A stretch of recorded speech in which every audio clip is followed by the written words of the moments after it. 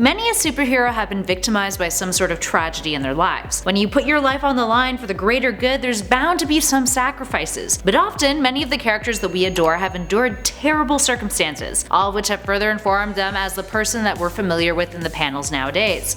So today we are going to dive into this subject a little further with our list of the top 10 superheroes who lost everything. We'll be talking about heroes who have quite the tragic origin stories, and others who, because of a series of unfortunate events, lost things or people in their lives that drastically changed their behavior or personality. So with that in mind, let's get to it. In at number 10, Doctor Strange. Here we have a case of a character who had to lose everything he held dear in order to become the superhero he is today, which actually was for the better. We're talking about Dr. Stephen Strange. Significantly more self-centered than the other characters on our list, Strange, prior to becoming a master of the mystical arts, was an egotistical doctor who only cared about wealth and his impressive track record as a well-known, and arguably the best, surgeon around. He gets into a car crash which shatters the bones in his hands and causes major extensive nerve damage, resulting in his hands having an uncontrollable tremble.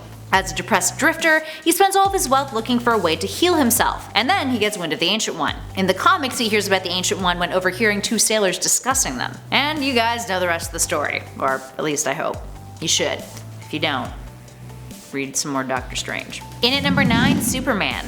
Superman may be doing alright these days, but when the hero first realized the truth behind his origin, there was a period where he felt really lost. Sure, the Kents were awesome adoptive parents, but if they hadn't have found him, Superman would have had nothing. Superman's origin story is perhaps the most well known, aside from his DC pal Batman. Doomed planet, desperate scientists, last hope.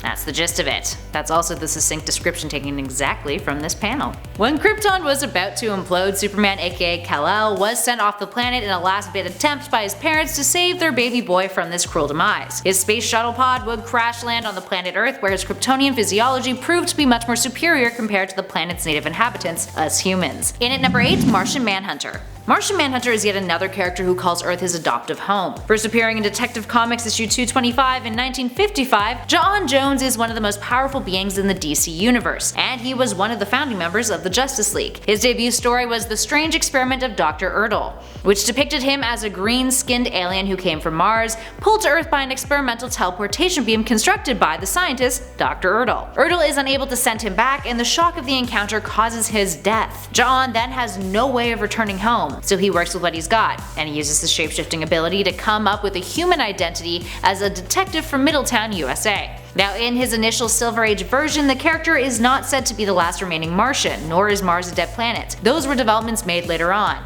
and actually, kind of take away more from him than he initially anticipated. Your race is pretty much dead, your home planet's desolate, you're the last one really kicking around, or so you think. That's gotta be hard on any hero. In at number 7, DEADMAN. DEADMAN Boston Brand first appeared in Strange Adventures issue 205 in 1967, and before Brand became the intangible supernatural hero, he was a circus trapeze artist. Murdered during a trapeze performance by a mysterious attacker who only went by the name of Hook, his spirit is endowed with the ability to possess any living sentient being that he desires as a means of obtaining justice. Here's where it gets real tragic though. DEADMAN is a disembodied spirit, and it's a lonely existence to have. He can't be seen or heard by most people with the exception of a few powerful mystics, and his main means of communication is by using other people's bodies. He also is unable to possess those with strong minds like Batman, or at least is forced out of their bodies within a very short amount of time. Plus, if Kingdom Come is any sort of indication, his future might not be the brightest, but definitely the boniest. In at number 6, Cyclops. When Cyclops first hit the scene in the X-Men issue 1, 1963, the character was the archetypal hero, the leader of the team who strived to do what was right following the teachings of Professor Charles Xavier. As time went on though, particularly in the modern age, we slowly watched Cyclops transition into a more militant leader, operating under more extreme ideologies and violent policies, which would eventually be his undoing. Now, to be fair, over the years, dude has lost Jean Grey numerous times, married her clone and had a kid with her, and was also possessed by the Phoenix Force, which led him to killing his mentor Charles Xavier,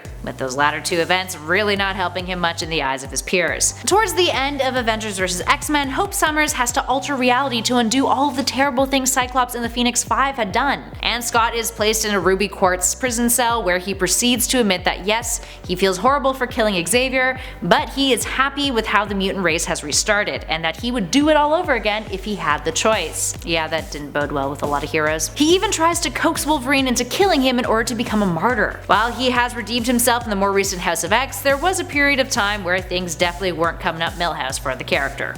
In at number 5, the Spectre. Resurrection is a theme on our list today. The Spectre is another DC character who has risen from the dead, but arguably some could say that he actually gained more by losing everything.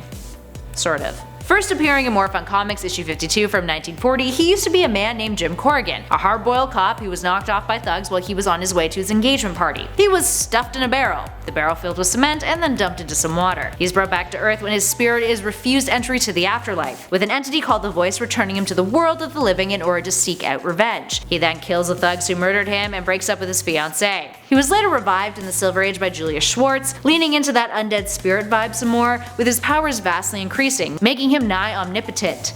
So maybe he actually gained something from all of this, but also had to leave his mortal life behind.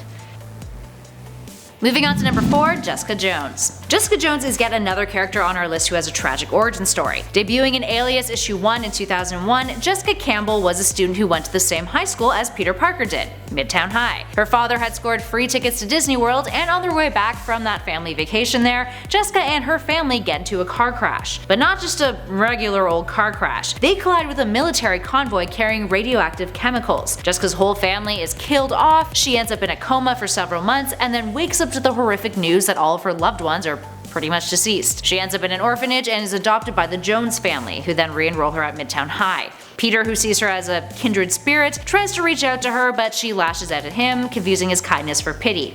But Parker does inspire her to do something. At this point, her powers of super strength, durability, and flight have manifested, and upon witnessing Spider-Man fight Sandman at Midtown High, she's inspired to put her powers to good use. And then there's that whole thing that happened with Kilgrave the Purple Man, which also did not help matters much, but that's another story for another list. Moving on to number 3, Spawn. Spawn, the demonic character created by Todd McFarlane for Image Comics, who debuted in 1992, lost everything when he was murdered. Before becoming Spawn, he was Al Simmons, a highly intelligent and physically fit CIA agent with a past of working in the Marine Corps and the Secret Service. Working now as a highly capable assassin, Al goes on a mission with his partner and best friend, Bruce Stinson, who then betrays him under the orders of their boss, director Jason Wynn. Now, because of the deaths he caused while he was alive, he is sent to Hell and ends up making a deal with the devil to become Hellspawn and work for him, as long as he's allowed to see his wife Wanda one last time. The devil is like, sure, I can make that work, but as most deals with the devil go, there's some conditions that Al did not anticipate. When he returns, he has no memory of his previous life except for the fact that his name was Al Simmons. His body has been badly burned, and in addition to this, he now has a demonic guardian overseeing him, named the Violator,